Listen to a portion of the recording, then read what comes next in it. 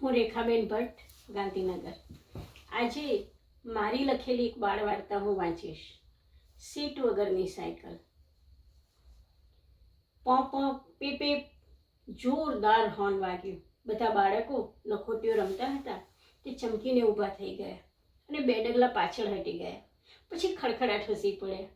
અલ્યા, આ તો બિટ્ટુભાઈની મોટર ગાડી. આપણે તો ખરા ગભરાયા. કઈ તાળીઓ દઈ ફરી હસવા માંડ્યા. અને બિટ્ટુભાઈ તો જાણે ફૂલાઈને ફાળકો. કેવા બીવડાવ્યા.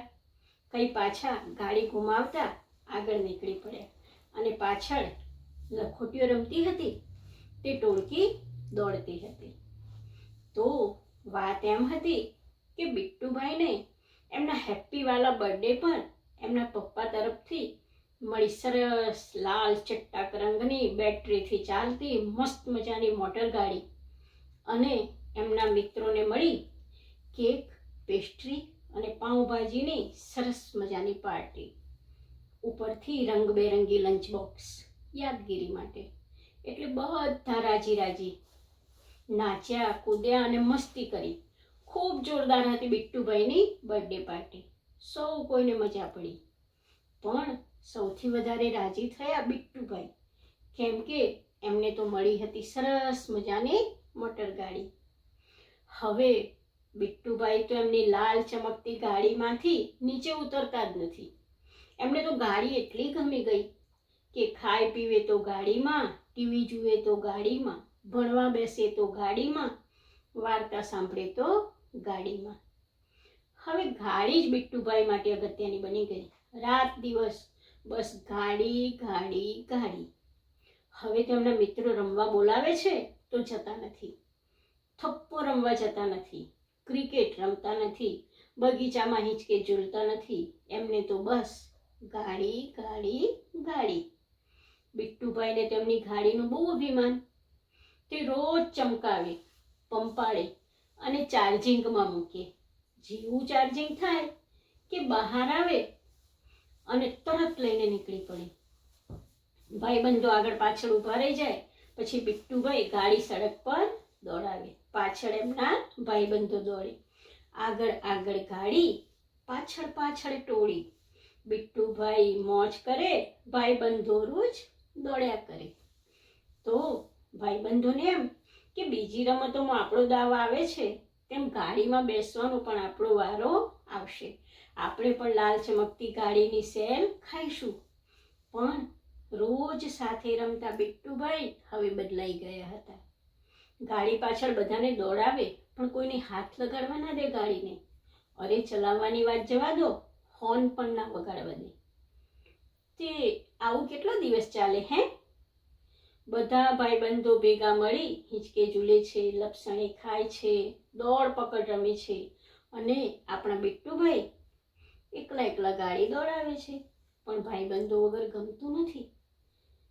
અને ગાડી તો એમને બહુ વાલી, તો બહુ વાલી. તે બીજા કોઈને રમવા દેતા નથી, અડવા પણ દેતા નથી અને પોતે ગાડીમાંથી ઉતરતા નથી. એક દિવસ એક ભાઈબંધ સાયકલ લઈ આવ્યો. કેવી હતી સાયકલ ખબર છે? સાયકલ ચાલતી હતી પણ નવી નહીં. બે પૈડા હતા પણ ટાયરમાં હવા નહીં. બ્રેક હતી પણ ઘંટડી નહીં, એની ટીંકોરી નહીં. કેરિયર હતું પણ સીટ નહીં.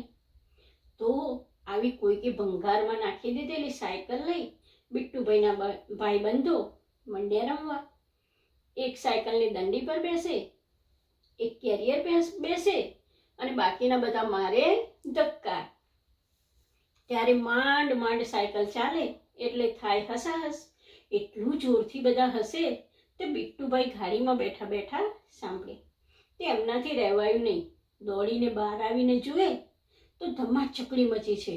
આજુબાજુ ભાઈબંધોને, વચમાં પેલી સીટ વગરની સાયકલ અને એના પર બેસવા થતી હતી પડાપડી.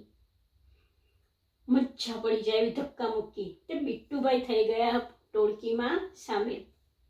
એટલે હવે બધાનો વારાફરતી વારો આવે છે. બબ્બે જણનો વારો આવે છે.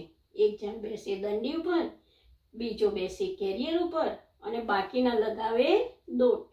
પણ મજા આવે છે ખરેખરી હો.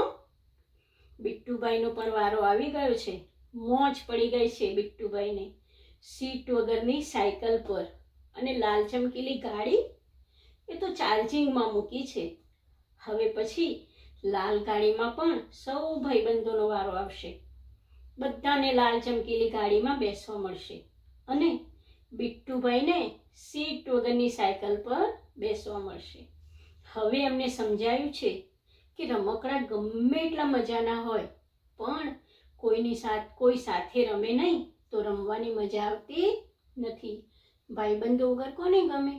ગમે તેટલા સરસ સરસ રમકડા હોય પણ સાથે ભાઈબંધો આવે તો મજા પડે.